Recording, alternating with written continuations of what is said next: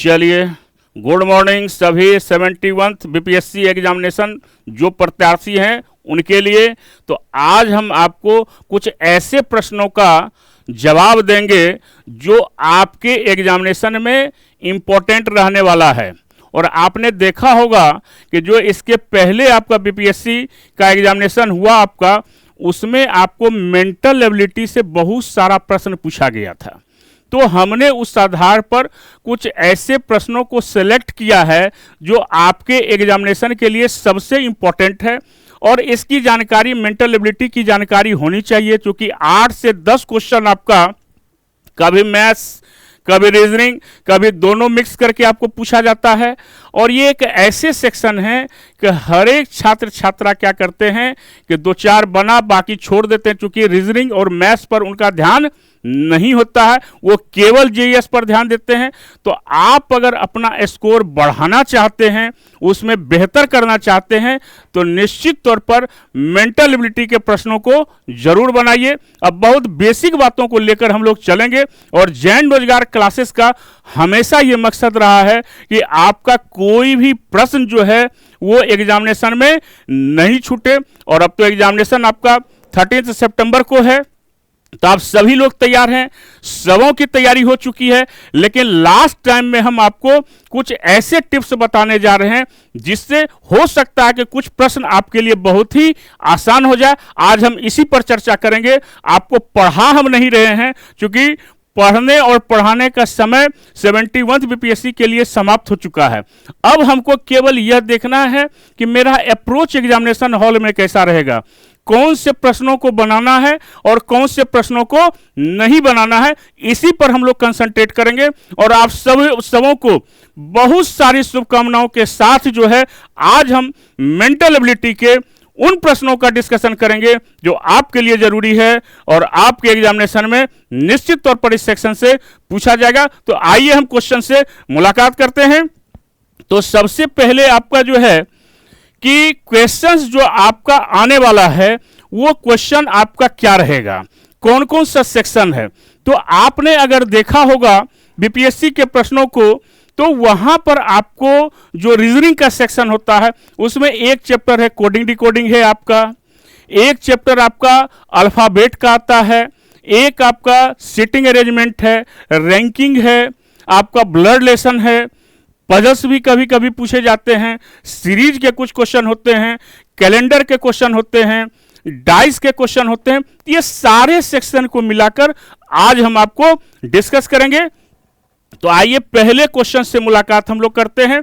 जैसे यहां पर दिया गया है कि एक निश्चित कूट भाषा में करी, यानी क्या है आपका, यहां पर जो दिया गया है आपका वो क्या दिया गया है, करी दिया गया है, CURRY, और इसको BSONT से डिकोड किया गया है। और फिर लिखा खाकी, यानी इसको किससे किया गया है, इसको JFXGD, तो उसी कूट भाषा में भीम को। तो सबसे पहले ऐसे प्रश्नों अगर हमारे एग्जामिनेशन में पूछे जाएं तो हमको अल्फाबेट पोजीशन याद रखना चाहिए। अगर नहीं भी याद है तो हम लोग क्वेश्चन को, यानी यहां से क्या करेंगे कि एक दूसरे को कंपेयर करेंगे। अल्फाबेट तो हम लोग जानते ही हैं, सारे हम लोग जानते हैं जितने भी हम लोग तैयारी करने वाले हैं। तो अल्फाबेट को देखना और बहुत ही आसान तरीके से, यहां पर देखिए C है तो यहां पर B है, यानी 1 घटा, यहां पर U 21 होता है, 2 घटाएंगे तो 19 होगा। ये अल्फाबेट का पोजीशन है। 18 है, 3 घटाए 15 हो गया। फिर यहां 18 है, 4 घटाए 14 हो गया। 25 है, 5 घटाए 20 हो गया। तब जो लॉजिक यहां पर है वही लॉजिक यहां पर होगा। 11 है, 1 घटाए 10 हो गया। 8 है, H का 2 घटाएंगे 6 हो जाएगा। फिर A में 3 घटाएंगे X हो जाएगा। टोटल लेटर 26 होता है, उसमें इसके पोजीशन को जोड़ दीजिए, 26 1 27, 27 में 3 घटाएंगे 24 होगा। 11 में 4 घटाएंगे 7 होगा। 9 में आपका 5 घटाएंगे 4 होगा। तो आप क्या देखें, यहां पर कर रहा है -1 -2, -3, -4 और -5 इसी लॉजिक पर है। तो इसी लॉजिक पर लेंगे तो 2 में 1 माइनस होगा, ए हो जाएगा। 8 में 2 माइनस होगा, 6 हो जाएगा। 5 में 3 माइनस होगा, 2 होगा। 5 में 4 माइनस होगा, 1 होगा, है ना। और 13 में 5 माइनस करेंगे, क्या होगा, 8 होगा। और इस प्रकार से हमारा आंसर क्या हो जाएगा, A F B A H, और ऑप्शन हमारा क्या हो गया, ए हो गया। तो जब भी कोडिंग डिकोडिंग का कोई भी प्रश्न आपसे पूछा जाए तो आप इतना जरूर ध्यान में रखिए कि यहां से यहां को कंपेयर करेंगे।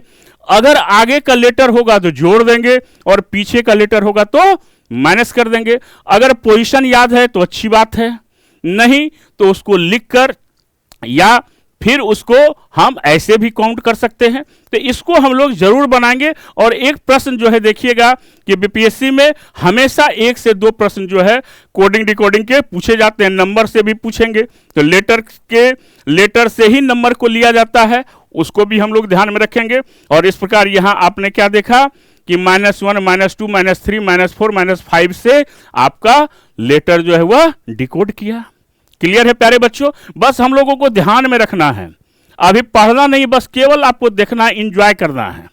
और जब इंजॉय करेंगे तो इंजॉय में ही आप सीख जाएंगे। अब चूंकि समय नहीं हमारे पास है कि हम और आप बैठकर पढ़ सकें, तो चलिए अगला क्वेश्चन की ओर चलते हैं। अब एक क्वेश्चन है डेवलपमेंट वर्ड। वर्ड क्या है आपका वर्ड है डेवलपमेंट।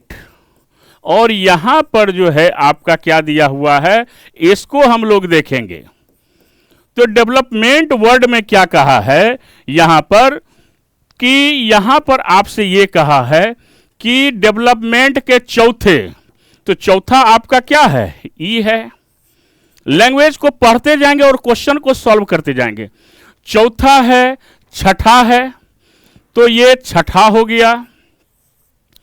10वां है, 7, 8, 9, 10, 10वां हो गया, है ना। और फिर 7वां है, तो यहां पर 7वां हो गया। अब ये 4 ही लेटर आया, जिसमें चौथा है, छठा है, 10वां है और 7वां अक्षर है, का केवल एक बार प्रयोग कर कोई अर्थपूर्ण शब्द बनाना संभव हो। अब ये चारों लेटर को मिलाकर हमको क्या करना है, अर्थपूर्ण शब्द बनाना है, यानी मीनिंगफुल वर्ड बनाना है। तो बनाए गए शब्द का तीसरा अक्षर क्या होगा, अगर कोई शब्द बनता है तो उस शब्द का तीसरा अक्षर हम ढूंढेंगे क्या होगा। यदि ऐसा कोई शब्द नहीं बनता है तो आपका उत्तर एक्स होगा, और एक से अधिक शब्द बनता है तो उत्तर एम होगा, जो आपके ऑप्शन में दिया गया है। तो यहां पर जो वर्ड बन सकता है, एक बन सकता है आपका, क्या बन सकता है, एक हमारा बन सकता है यहां पर ओपन बन सकता है। एक वर्ड आपका नोप। नोप का मतलब क्या होता है, नहीं। ओपन माने खुला और नोप मतलब नहीं, यानी 2 वर्ड और एक वर्ड और बन सकता है प्यून। क्या बन सकता है, प्यून। ये 3 वर्ड बन सकता है इस चारों लेटर को मिलाकर। तो यहां पर क्या लिखा है, यदि एक से अधिक शब्द बनता है तो आपका उत्तर क्या होगा, एम होगा। तो हमारा उत्तर क्या हो जाएगा, एम हो जाएगा। अगर एक ही वर्ड बनता तो शब्द का तीसरा लेटर बनता, कोई शब्द नहीं बनता तो उत्तर एक्स होता, एक से ज्यादा शब्द बनेगा तो उत्तर एम होगा। तो ऐसे प्रश्न भी आपको पूछे जाते हैं कि मीनिंगफुल वर्ड आपका क्या होगा। तो ये सब प्रश्न आपको अल्फाबेट चैप्टर का आता है, और एक प्रश्न आपको इस तरह का पूछा जा सकता है, ताकि आपको ये, चूंकि आप ऑफिसर बनने जा रहे हैं तो ऑफिसर से ये एक्सपेक्ट किया जाता है कि आपको अंग्रेजी भी आनी चाहिए। और रीजनिंग एक ऐसा सब्जेक्ट है, मेंटल एबिलिटी एक ऐसा सब्जेक्ट है जिसमें मैथ्स भी है और इंग्लिश भी है, और रीजनिंग तो लॉजिकल है ही। तो एक ऑफिसर के लिए क्या क्या चाहिए वो सारा डिसाइड करता है कौन सा सब्जेक्ट, वो सब्जेक्ट डिसाइड करता है मेंटल एबिलिटी। तो हम लोग इसको ध्यान रखकर ऐसे प्रश्नों को बनाएंगे। क्लियर है। अगला प्रश्न हम लोग चलते हैं। अब एक वर्ड और है आपका, वर्ड क्या है आपका, एक्सटोर्टिनिस्ट, है ना, TIONIST, STS के सभी अक्षरों को, अब इसमें जितने भी अक्षर हैं सभी अक्षरों को अंग्रेजी वर्णमाला के क्रम में सजाया जाए, यानी अल्फाबेटिकली ऑर्डर में लेटर को क्या करना है, सजा देना है। तो कौन सा अक्षर जो है वह मिडिल में आएगा, यही आपसे पूछ रहा है। तो कैसे मिडिल में लेंगे हम, तो सबसे पहले हमारा क्या आ जाएगा, ई आ जाएगा। ई के बाद अल्फाबेटिकली क्या आएगा, आई आ जाएगा। जे के एल एम नहीं है, आपका क्या है, एन है। एन के बाद आपका ओ है, ओ कितना है, 2, चूंकि सभी लेटर को कहा है, ओ है आपका, है ना। फिर क्या है, ओ के बाद पी क्यू नहीं है, फिर आर है, फिर क्या है, एस आपका है, ठीक है, कितना है, एस है आपका, एस हो गया, डबल एस है, ठीक है। फिर आपका टी है आपका, यू भी डब्ल्यू नहीं है, क्या है, एक्स है आपका। तो यानी एक्सट्रोटिनिस्ट शब्द के सभी अक्षरों को क्या करना है, अंग्रेजी वर्णमाला के क्रम में उसको सजा देना है। क्या करना है, सारे लेटर को सजा देना है ना। तो यहां पर क्या हो जाएगा, आप यहां पर क्या कर सकते हैं, अब सभी लेटर को जब सजाइएगा तो मध्य का अक्षर आपको पूछा जा रहा है। तो कितना लेटर है, 1 2 3 4 5 6 7 8 9 10 11 12 13। तो निश्चित तौर पर आर जो होगा वह हमारा मध्य का अक्षर होगा, है ना। यहां भी कितना लेटर है आपका, 6 लेटर है। यहां भी आपका कितना लेटर है, आपका 6 लेटर है। तो बीच वाला लेटर जो होगा यही हमारा क्या है, मध्य का लेटर है। तो ऐसे प्रश्नों को बनाने के लिए हम क्या करते हैं कि अल्फाबेट के सभी लेटर्स को अल्फाबेटिकली, इसलिए यहां लैंग्वेज में क्या लिखा, एक्सट्रोटिनिस्ट शब्द के सभी अक्षरों को। अब ऐसा नहीं कि आई को एक ही बार लेंगे, एस को एक ही बार लेंगे, सभी अक्षर का अर्थ क्या हुआ कि हर लेटर को जितनी बार यूज किया गया है उतनी बार उसको लेकर हम चलेंगे, और इस प्रकार से हमारा क्या हो जाएगा, वर्ड अरेंज हो जाएगा, और जो मध्य का अक्षर होगा वही हमारा क्या होगा, आंसर होगा। क्लियर है। तो ऐसे ही प्रश्नों को हम लोग सॉल्व करेंगे, और ये सब आप लोग कर सकते हैं, कोई बहुत बड़ी बात नहीं है, क्योंकि मेंटल एबिलिटी, मानसिक अभियोग्यता, है ना, ये सब हम लोग कर ही सकते हैं। तो इसको ये दिमाग में कभी भी लेकर नहीं चलना है कि हमको रीजनिंग बनाना है। दिमाग में हमेशा रखिए मेंटल एबिलिटी, मानसिक अभियोग्यता, और उतना मानसिक तौर पर आप बहुत ही क्या है, मजबूत हैं, स्ट्रांग हैं, और आप सफलता जरूर पाएंगे, है ना। इसी विश्वास के साथ हम लोगों को मानसिक अभियोग्यता बनाना, रीजनिंग नहीं बनाना है, हम लोग को मानसिक अभियोग्यता बनाना है। बस इसको ध्यान में रख के हम लोग क्वेश्चन को सॉल्व करेंगे हम लोग। अगला क्वेश्चन देखिए क्या है, ये मैथमेटिकल है, और हम लोग सब जानते हैं कि बोर्ड मास का रूल या जिसका जो दिया गया है ना। अब यहां पर आपका जैसे देखिए सब साइन का जो है क्या दिया गया है, सब सिंबल का अलग अलग प्लस माइनस दिया गया है, इसी को समझना है। अब यहां पर आपका कितना है, 25 आ गया। यहां पर इसका अर्थ क्या है, हैश का अर्थ क्या दिया हुआ है, हैश का अर्थ है माइनस है आपका, तो यहां पर माइनस हो गया। कितना है, 5 है। डॉलर का अर्थ क्या दिया हुआ है, यहां पर आप देखिए, यहां पर क्या है आपका, यहां पर आपका डॉलर होगा, है ना। यहां पर क्या है, डॉलर है, तो डॉलर का अर्थ क्या हो गया, यहां पर डॉलर का अर्थ प्लस है आपका, 3 हो गया। स्टार का अर्थ क्या है, मल्टीप्लिकेशन है, और एट द रेट का अर्थ क्या है, एट द रेट का जो है वह डिवाइड है ना। अब इसको क्या करना है, बहुत आसानी से सॉल्व कर लेना है, कुछ ऐसा है नहीं। अब यहां पर देखिए क्या किया कि ये आपका कितना हो गया, 12 हो गया, डिवाइड 6 हो गया। तो इसको हम क्या कर सकते हैं, 25 माइनस 5 प्लस कितना हो गया, ये 2 हो गया। 6 से इसको हम डिवाइड करेंगे हम, तो कितना आ जाएगा, 2 आ जाएगा, आया ना। अब यहां पर 20 हुआ और प्लस 2 हो गया, कितना हो गया, 22 हो गया। और इस प्रकार से क्वेश्चन हमारा क्या होगा, आसानी से सॉल्व हो गया। ये आप कर ही सकते हैं। आपने अभी तक जितना प्रश्न को देखा वो हर प्रश्न आपसे बन जाएगा। ये कभी दिमाग में मत रखिए कि हमसे बनेगा ही नहीं। और ये 10 क्वेश्चन जो होता है, 8 से 10 क्वेश्चन, ये आपके भविष्य को तय करता है। अगर 2 क्वेश्चन भी, अगर आपका 3 क्वेश्चन अगर आप ज्यादा बना लियो, चूंकि जीएस पढ़ने वाले बहुत सारे लोग हैं, चूंकि जीएस का ही एग्जामिनेशन है, लेकिन मेंटल एबिलिटी पर बच्चे जो है वो ध्यान थोड़ा सा कम देते हैं। तो अगर आप उसको थोड़ा सा उसको ध्यान देकर अगर केवल देखते रहना है, तो अगर 2-4 प्रश्न अगर आपसे बन जाए तो आपके लिए क्या होता है, प्लस पॉइंट हो जाता है। और यही सफलता की क्या होती है कि लक यहीं पर आपका साथ देता है। हम कभी भी बीपीएससी की तैयारी हमने जो है नहीं किया। हम लोग सब दिन बैंकिंग क्षेत्र की तैयारी करते रहे। तो कुछ साथी ने हमको कहा 45th में जिसमें एग्जामिनेशन था कि एक बार एग्जामिनेशन बीपीएससी को भी देकर देखो कि क्या होता है, क्या प्रश्न बनता है।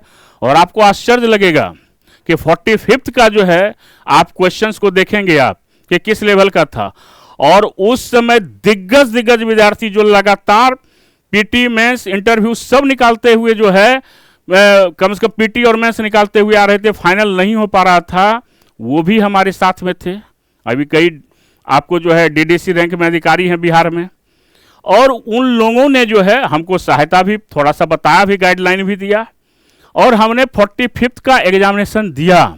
और आपको आश्चर्य लगेगा कि हम विज्ञान के छात्र थे और उस साल विज्ञान का प्रश्न ज़्यादा पूछा गया, और विज्ञान और मैथ्स मेरा बहुत ही स्ट्रॉन्ग था, और हमने उस आधार पर जो है वो पीटी को पास किया।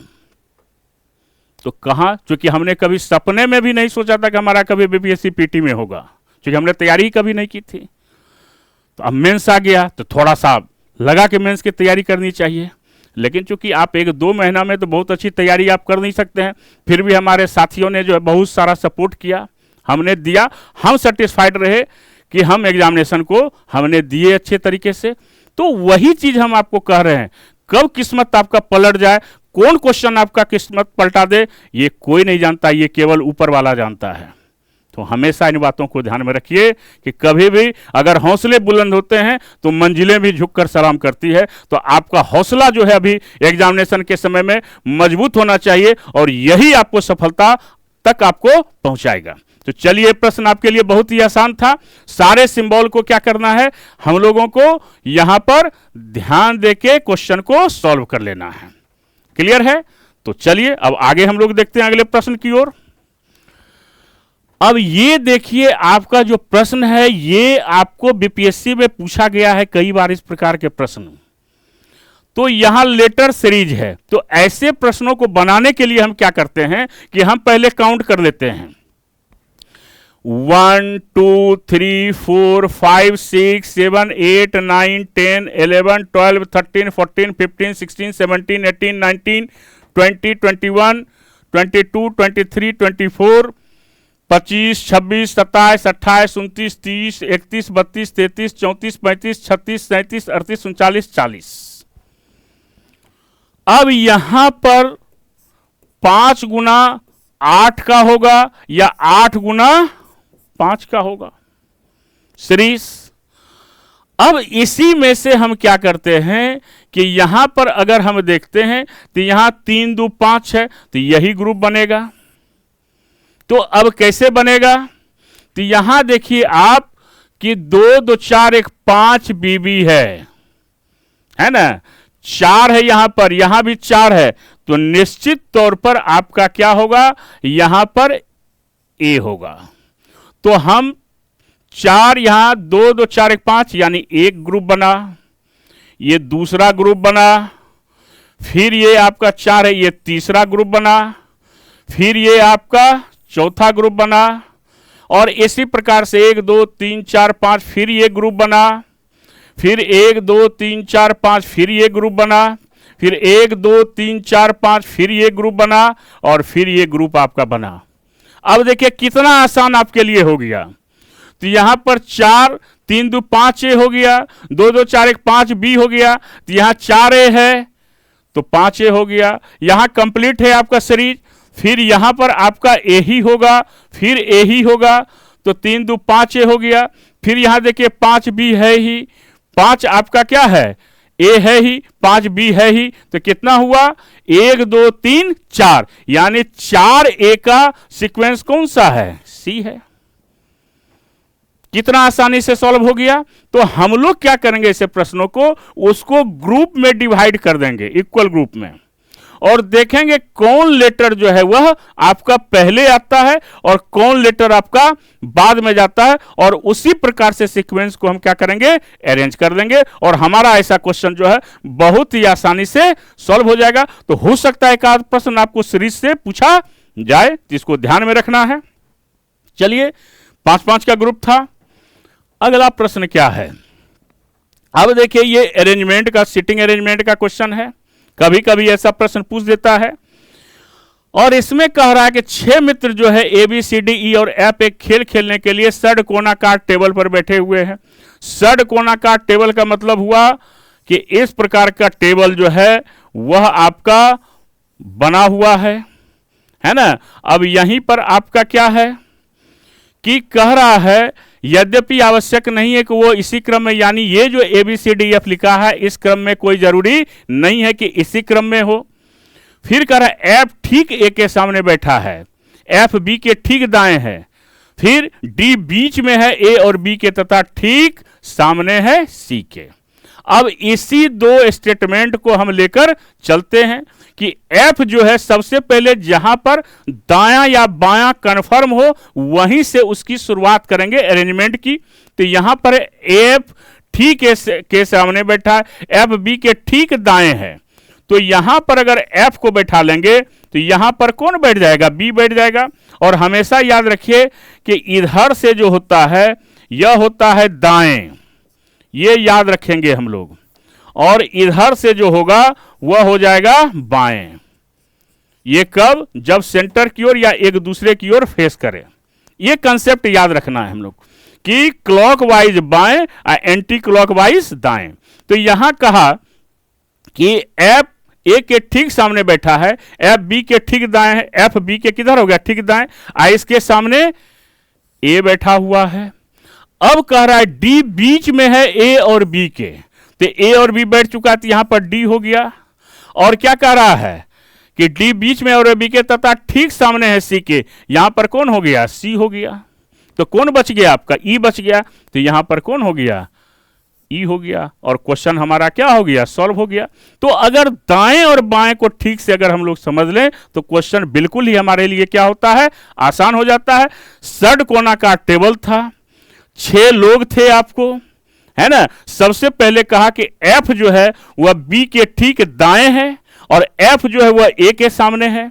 तो जब ए और बी बैठ चुका तो हमसे क्या कहा कि डी जो है ए और बी के मध्य में है, जिसके सामने सी है, तो कौन बच गया हमारा, ई बच गया। एफ जो है वह बी के दाएं हो गया, एफ के सामने ए है, ए और बी के बीच में डी है, डी के सामने सी है, बच गया आपका ई। और इस प्रकार से क्वेश्चन हमारा क्या हो गया, बहुत ही आसानी से सॉल्व हो गया। दाएं और बाएं के कंसेप्ट को हम लोगों को ध्यान में रखकर चलना है। तो क्वेश्चन क्या पूछा है, किस व्यक्तियों के जोड़े के बीच ए बैठा हुआ है। तो ए जो बैठा हुआ है वह किसके बीच में बैठा हुआ है, डी और ई के बीच में बैठा हुआ है। किसके बीच बैठा हुआ है, डी और ई के बीच बैठा हुआ है। क्लियर है। तो इस प्रकार का प्रश्न भी आपको पूछा जा सकता है, और ऐसे प्रश्नों को बहुत ही आसानी से हम लोग सॉल्व करेंगे। बस हम लोगों को दायां और बायां याद रखना है, और क्वेश्चन को जैसे जैसे कहेगा वैसे वैसे उसको बैठाते चले जाएंगे। बैठने के लिए तो हम लोग जानते ही हैं, है ना। तो बहुत ही आसान क्वेश्चन आपके लिए है, और इसको, ऐसे प्रश्नों को निश्चित तौर पर एग्जामिनेशन में बनाना चाहिए, छोड़ना नहीं चाहिए। अब अगला प्रश्न जो है ये आपका ब्लड रिलेशन का है, और बहुत ही मजेदार क्वेश्चन है। और ये बीपीएससी में प्राय देखिएगा ऐसा प्रश्न पूछा जाता है। जैसे कहा है इसमें आपको कि सबसे पहले कहा कि ए प्लस बी का अर्थ है ए बी की मां है, ए माइनस बी का अर्थ है ए बी का भाई है, ए गुना बी का अर्थ है ए बी की पत्नी है, ए भागा बी का अर्थ है ए बी का पिता है। यानी जो सिंबल है ये प्लस मां को रिप्रेजेंट करता है, माइनस भाई को रिप्रेजेंट करता है, गुना पत्नी को रिप्रेजेंट करता है, भागा पिता को रिप्रेजेंट करता है। तो जब इस प्रकार का समीकरण में अगर आपको प्रश्न पूछे तो हमेशा हम लोग याद रखेंगे कि हम लोग हमेशा दाएं से चलेंगे हम लोग, तो प्रश्न हमारे लिए क्या हो जाएगा, आसान हो जाएगा। अब यहां पर जैसे पूछा है टी का क्यू से क्या संबंध है, तो जिसमें का लगा रहे वहीं से प्रश्न की शुरुआत कर दी, यानी उसी का रिलेशन पता करना होता है ना। अंग्रेजी में हाउ इज टी, यानी टी के विषय में। तो कैसे प्रश्न को बनाएंगे, टी का क्यू से क्या संबंध है, यानी टी जो होगा वह क्यू का कौन होगा, यही बताना है हमको, है ना। और ये सिंबल हमारे रिलेशन को डिफाइन करता है, यह भी क्लियर है। तो यहां पर देखिए गुना का अर्थ क्या दिया हुआ है, गुना का अर्थ दिया हुआ है कि जैसे कहा ए गुना ए बी की पत्नी है, तो टी जो है वह यू की क्या हो गई, ये हो गई पत्नी, ध्यान में रखना है। तो टी का क्यू से यानी टी फीमेल होगी, ये तो क्लियर हो गया। जब टी यू की पत्नी है तो ये टी क्या हो गई, महिला हो गई। अब भागा, तो भागा का अर्थ क्या है, पिता, यानी एस जो है वह टी का क्या हो गया, पिता हो गया। एरो को ध्यान में रखेंगे। माइनस का अर्थ क्या है, भाई, यानी आर जो होगा वह क्या हो गया, एस का भाई हो गया, क्लियर है। और फिर प्लस का अर्थ क्या है, मां, और ये क्या हो गई, मां हो गई। और माइनस का अर्थ क्या है, भाई, फिर ये आपका भाई हो गया। लेकिन हमको मतलब किससे है, यहां टी और क्यू से ही मतलब है, बाकी से हमको कोई रिलेशन मतलब नहीं है। तो क्या करेंगे हम, यू गुना टी किया है पत्नी, तो इससे हमको यह पता चला गुना से कि टी जो होगी वह क्या होगी, महिला होगी। तो अब देखिए टी के पिता एस हो गए, पिता का भाई चाचा होता है, चाचा की मां दादी, चाचा की मां क्या होगी, दादी होगी। तो टी क्यू की क्या हो जाएगी, यहां पर जो है टी का पिता एस, ये टी के पिता हुए, पिता के भाई चाचा, चाचा की मां दादी, तो निश्चित तौर पर टी जो है वह क्यू की क्या होगी, पोती होगी, यानी सी नंबर ऑप्शन हो गया। क्लियर हुआ, फिर समझिए, इसका मतलब तो गुना का मतलब तो फीमेल आपका यानी महिला हो गई। तो टी का पिता एस हो गया, पिता का भाई चाचा, चाचा की मां दादी, तो क्यू दादी हो गई, तो निश्चित तौर पर टी क्या हो गई, पोती हो गई, यानी ये क्या हो गई, इसकी पोती हो गई। और इस प्रकार से हमारा क्वेश्चन जो है बहुत ही आसानी से बिना कलम चलाए जो है क्वेश्चन हमारा सॉल्व हो जाएगा, अगर हम ध्यान से अगर क्वेश्चन को क्या करेंगे, सॉल्व करेंगे। तो केवल हमको इसको ध्यान में रखना है, साइन जो है वह किस चीज को डिफाइन करता है। क्लियर है, चलिए अगला क्वेश्चन क्या है, यह भी ब्लड रिलेशन का क्वेश्चन है, और ऐसे प्रश्नों को आसानी से हम लोग सॉल्व करते हैं और बिना कलम चलाए। कि एक आदमी की तस्वीर की ओर इशारा करते हुए, एक आदमी है और इसको इशारा किया जा रहा है कि राम ने कहा, राम क्या कह रहा है इस तस्वीर के विषय में, कि यह तस्वीर में जो वह मेरी मां के पति, तो मेरे मां के पति यानी मेरा पिता, मेरी मां की पति यानी मेरा पिता, पिता का पिता है यानी दादाजी है। तो उस आदमी का राम से क्या संबंध है, तो वह आदमी राम का क्या हो गया, फादर का फादर हो गया। कहां आसान है आपको, कहां टफ है आपका, है आपका क्या हो जाएगा, फिर समझिए, इसको हटा देते हैं, फिर समझिए क्या है आपका, कि यहां दिया हुआ है कि एक आदमी की तस्वीर की ओर इशारा करते हुए, मान लीजिए ये इशारा कर रहा है, राम कह रहा है, कौन कह रहा है, राम कह रहा है, वह मेरी मां के पति, तो मेरी मां के पति मेरा क्या हुआ, मेरे पिताजी, मेरी मां के पति का पिता, तो मेरी मां का पति मेरे पिता का पिता मेरे दादाजी, तो वह आदमी जो है राम का क्या हुआ, राम से क्या संबंध है, राम से उसका संबंध है, वह पिता का पिता है यानी दादाजी है। और इस प्रकार से प्रश्न हमारा क्या हो गया, बहुत ही आसानी से सॉल्व हो गया। तो ऐसे प्रश्नों को हमेशा अपने कॉमन सेंस, और ये हम लोग डेली प्रतिदिन जो है हम लोग अपने रिलेशन को किसी न किसी बहाने याद करते हैं और उसी को हम लोग प्रश्न के रूप में यहां पर देख रहे हैं। तो कोई बहुत बड़ा प्रश्न ऐसा नहीं है जिसको आप सॉल्व नहीं कर सकते। बस आप में क्या होना चाहिए, आत्मविश्वास होना चाहिए कि हम जो प्रश्न बना रहे हैं वह बिल्कुल सही बनाने जा रहे हैं। और प्रतिदिन जो हम लोग अपने रिलेशन को, अपने सगे संबंधियों के विषय में बात करते हैं, उसी से संबंधित प्रश्न है आपका, है ना। तो बिल्कुल आसान है, तो बनाइए इसको, ऐसे प्रश्नों को। अगला प्रश्न क्या है, अगला प्रश्न जो है अब यहां पर पजल्स है आपका। कभी कभी ऐसा भी प्रश्न पूछा जाता है कि यहां पर है कि एक धर्मशाला में 6 कमरे हैं, ए बी सी डी ई और एफ। इनमें से ए और सी 2 लोग रह सकते हैं, है ना, जबकि अन्य में केवल एक ही रह सकता है। ए बी सी डी और एफ में ए और सी 2 लोग रख सकते हैं, ठीक है, यानी ए में भी और सी में भी। और 8 अतिथि हैं और सब में एक एक रहेगा, P Q R S T S U W और एक्स।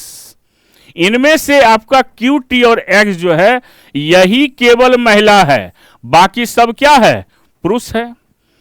तो यहां पर कह रहा है कोई पुरुष जो है वह सी और एफ के कमरे में नहीं हो सकता है। तो अब यहां पर देखिए प्रश्न को बनाएंगे कैसे। तो यहां पर देखिए कि क्या करना है कि हमारा सबसे पहले जो है यह आपका क्या हो जाएगा, यह आपका रूम हो गया, है ना, और ये क्या हो गया, गेस्ट्स हो गया, गेस्ट हो गया। अब सवाल को हम बनाएंगे, कैसे बनाएंगे तो यहां कह रहा है कि ए बी सी डी ई और एफ 6 आपको क्या है, कमरा है आपका। ए भी है, बी भी है, सी भी है, डी भी है, ई भी है और एफ भी है। इधर आपका थोड़ा सा दिक्कत हो रहा है, इधर आ जाइए। क्या क्या है आपका, रूम हो गया और यहां पर गेस्ट्स हो गया, है ना। अब देखिए यहां पर क्या करेंगे हम लोग, यहां पर हम लोग करेंगे कि यहां पर रूम कौन कौन सा है, ए बी सी डी ई और एफ। अब कह रहा है इसमें कि कोई पुरुष सी या एफ में नहीं रहेगा, पी अकेला रहना चाहता, बी या डी कमरे में नहीं रहना चाहता है, एस को कोई सहयोगी चाहे पर यू या डब्ल्यू उसके साथ नहीं रहना चाहता है ना, एक्स किसी के साथ सहभागिता नहीं चाहती है। तो यहां पर आप सबसे पहले देखिए क्या दिया हुआ है कि no man is willing to stay in room C और एफ। तो जब सी और एफ में एक्स किसी के साथ सहभागिता नहीं है और यहां पर ए और सी, और इसमें आपको यह भी दिया एक्स किसी के साथ सहभागिता नहीं चाहती है, और फीमेल का जो है वह आपका फीमेल कितना है, क्यू टी और एक्स। तो निश्चित तौर पर फीमेल के लिए जो रूम है सी और एफ, यानी एक्स केवल क्या हो गया, यहां पर आपका केवल एक्स हो गया और यहां पर आपका क्या होगा, क्यू और टी हो गया। क्यों हो गया, क्योंकि एक्स, क्यू और टी ये तीनों क्या है, महिला है, और एक्स के विषय में कहा कि किसी के साथ भी रूम शेयर नहीं कर सकती है, ठीक है, अकेले है। तो यहां पर बच गया क्यू और टी, और फीमेल का 2 ही रूम है, सी और एफ है। तो सी में आपका कौन हो गया, क्यू और टी, और एफ में हो गया एक्स। अब कह रहा है इसमें देखिए सब क्लियर है, पी अकेला रहना चाहता, बी या डी के कमरे में रहना नहीं चाहता है। तो बी और डी में जब आपका कौन नहीं रहेगा, पी, तो न बी में रहेगा न डी में रहेगा, ए में तो रह नहीं सकता है क्योंकि 2 लोगों को रहना है। तो निश्चित तौर पर यहां पर कौन हो जाएगा, यहां पर आपका आ जाएगा कौन, यहां पर पी हो गया। क्लियर। अब हमारा क्या बच गया, ए बी और डी। तो यहां पर कहा कि ए और सी में 2 लोग रहेंगे। तो हमारा यह भी कह रहा है इसमें क्या कह रहा है कि एस को कोई सहयोगी चाहिए पर यू या डब्लू नहीं चाहिए। तो एस को जब सहयोगी चाहिए यू और डब्लू नहीं चाहिए, तो एक ही बच गया, कौन आपका आर बच गया।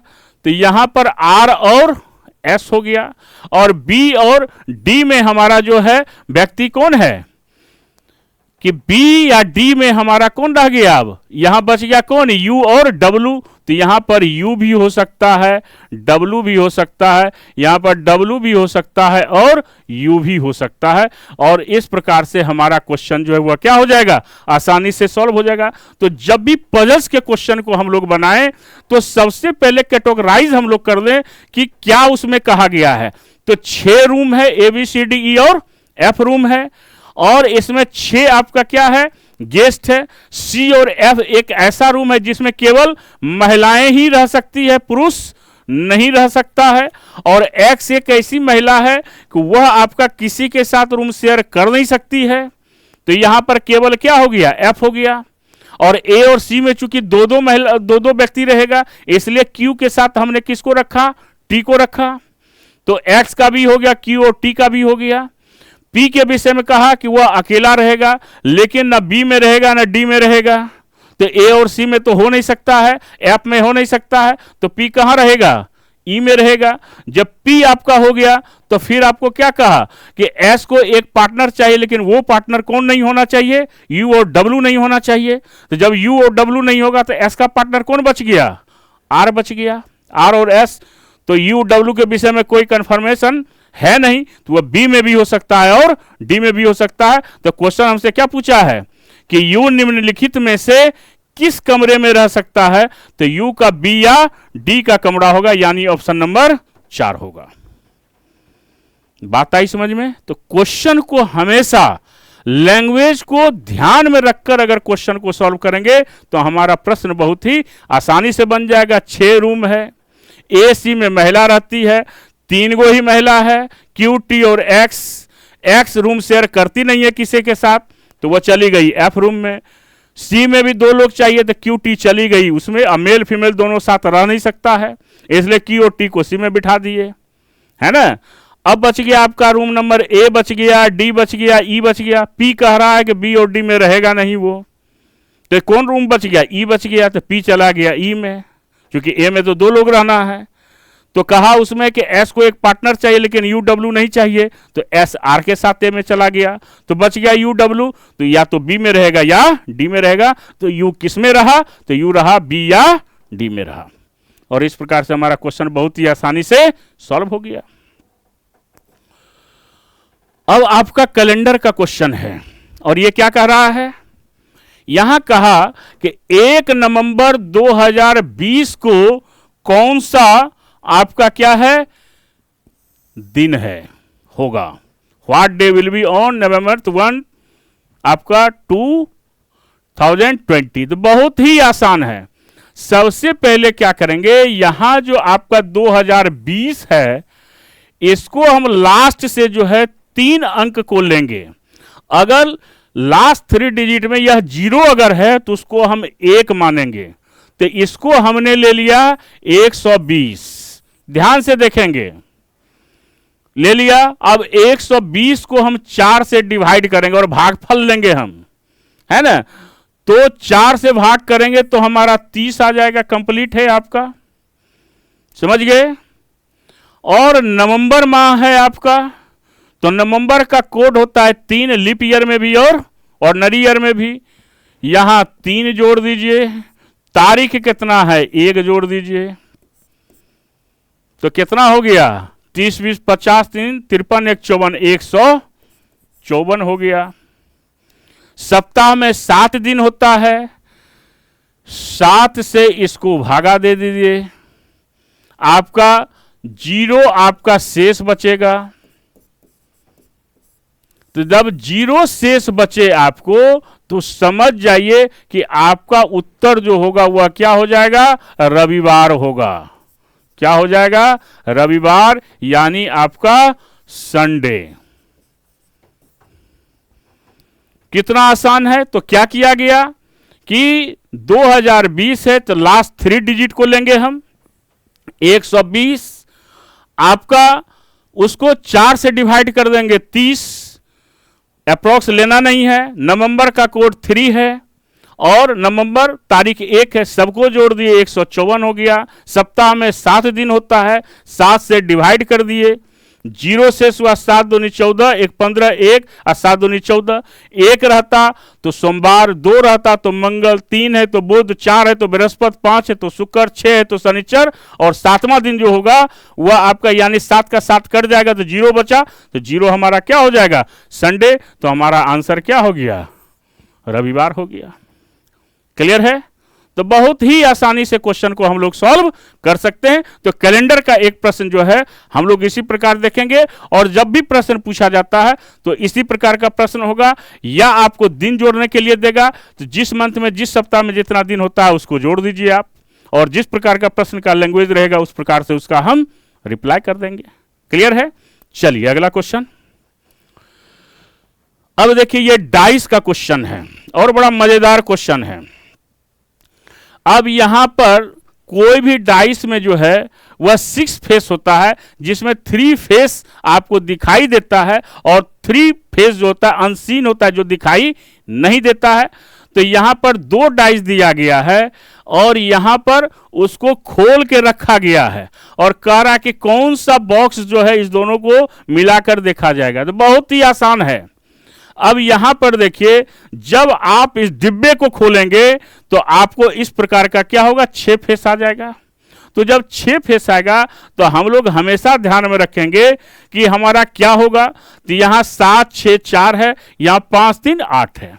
और बहुत छोटा सा ट्रिक बता देते हैं, हमेशा 3 और इसके अल्टरनेट यानी एक को छोड़कर 3 और 4 ये हमेशा एक दूसरे का अपोजिट होगा। कौन होगा? 3 और 4। पड़ोसी कभी भी अपोजिट नहीं हो सकता है। 3 और 4, तो आप देखिए यहां 3 और 4 है, नहीं है। फिर हम किसको देखेंगे? 7 का अपोजिट क्या हो गया? 5 हो गया। 7 और 5 है, नहीं है। फिर किसको देखेंगे हम? 6 और 8 को देखेंगे हम, तो 6 और 8 भी नहीं है। तो हमारा आंसर यही होगा। क्या समझे?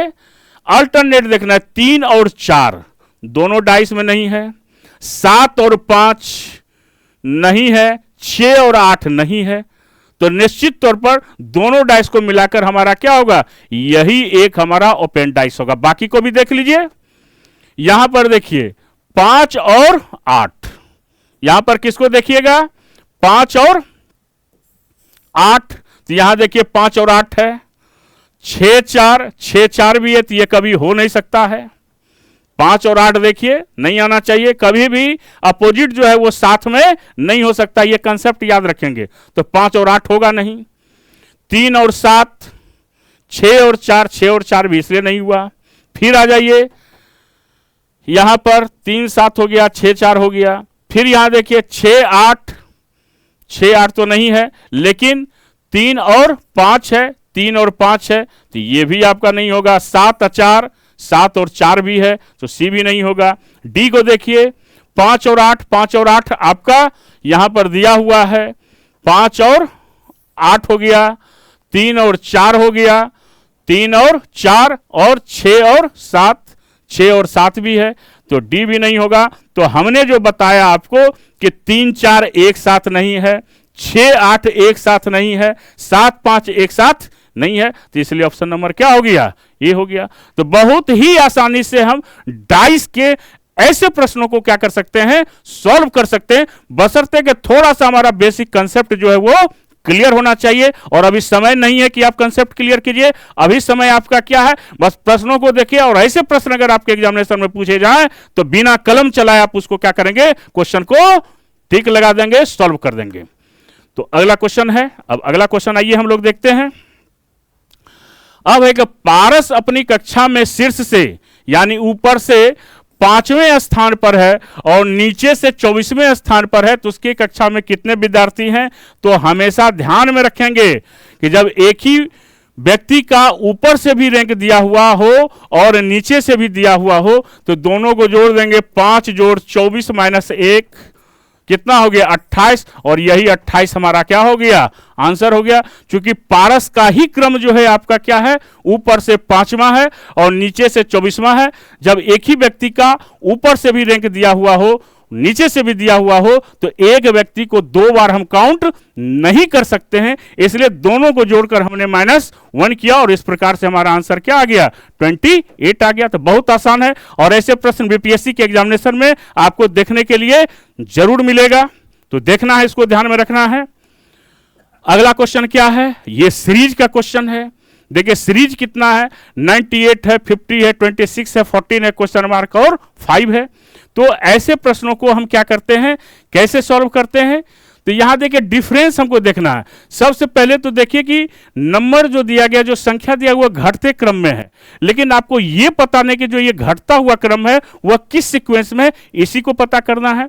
तो यहां पर अगर देखिएगा 98 से 50 जो है, ये आपका 48 जो है वह माइनस हुआ है, 48 माइनस करेंगे तो 50 होगा।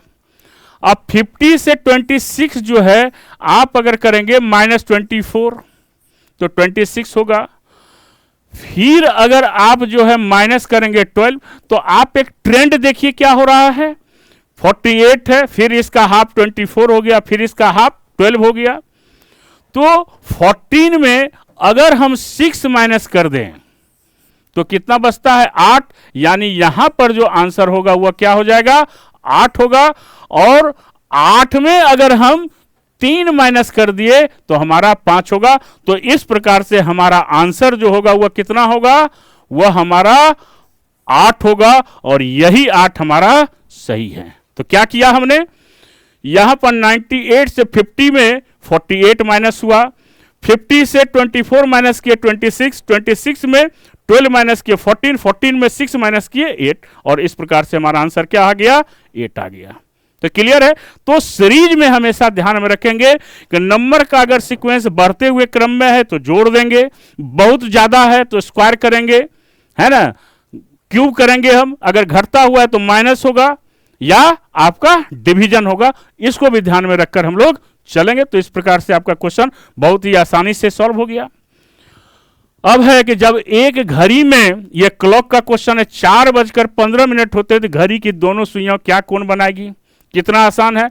तो इसका फॉर्मूला है घंटा, है ना, यानी इसको कह सकते हैं 30 डिग्री माइनस घंटा, है ना, या इसको क्या कह सकते हैं कि आपको जैसे घंटा दिया हुआ है, ठीक है, तो यहां कितना दिया गया है, 4:15 में, तो यहां पर घंटा में आपको क्या करेंगे, 4 गुना 30 हो गया, यानी 30 डिग्री को गुना कर दीजिए घंटा से, माइनस कर दीजिए 11/2 गुना मिनट। ये फॉर्मूला याद रखिए।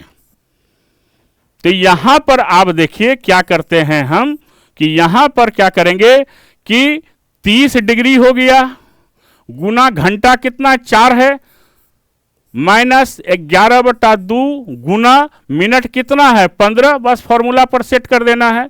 तो 120 डिग्री हो गया, माइनस 15 गुना 11, 15 × 150, 165/2 हो गया। 165/2 को आप क्या करेंगे कि डिवाइड कर देंगे।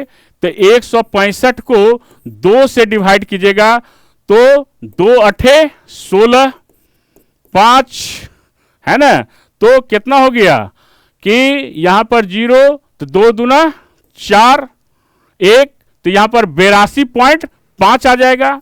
तो 82.5 अगर आपका माइनस हो गया तो कितना बच गया आपका, यानी 120 डिग्री में अगर 82.50 यानी 5 आपका अगर माइनस हो गया तो ये कितना बच गया, 37.5 डिग्री हो गया, और यही हमारा क्या होगा, आंसर होगा। ठीक है, क्या किए, ये फॉर्मूला याद रखिए, 30 डिग्री गुना घंटा माइनस 11/2 गुना मिनट।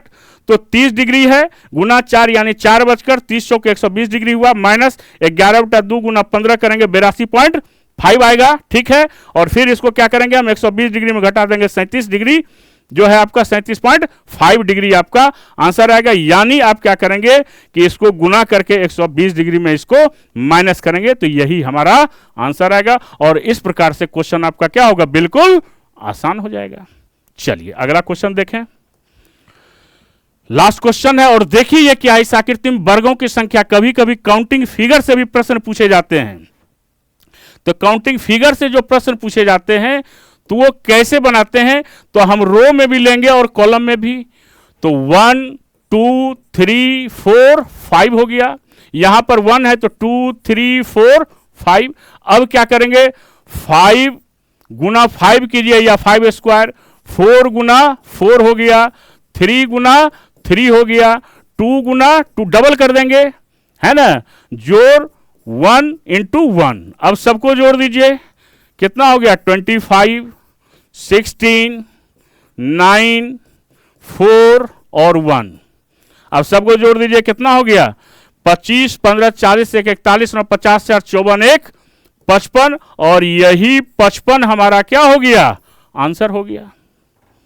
तो कितना आसानी से, तो जब भी आपको इस प्रकार का वर्ग को काउंट करने आए तो रो में 1 2 3 4 5 हुआ, ठीक है, और यहां पर फिर कॉलम में 2 3 4 5। तो आप ऐसे भी कर सकते हैं, 5 square plus 4 square plus 3 square plus 2 square plus 1 square, सबको जोड़ दीजिए, या 5 into 5 4 into 4 3 into 3 2 into 2 plus 1 into 1। और इस प्रकार से क्वेश्चन आपका क्या हो जाएगा, सॉल्व हो जाएगा। तो ये सारे प्रश्न आपके बीपीएससी एग्जामिनेशन में ध्यान में रखने योग्य है। और अब समय नहीं है कि आप इसको पढ़ें, अब आपको केवल देखना है लास्ट टाइम में। और जैन रोजगार क्लासेस की तरफ से हम ये कामना करते हैं, ये शुभकामना कि आप सभी छात्र जो भी हमारे व्यूअर्स हैं वो सबों को ढेर सारी शुभकामनाएं।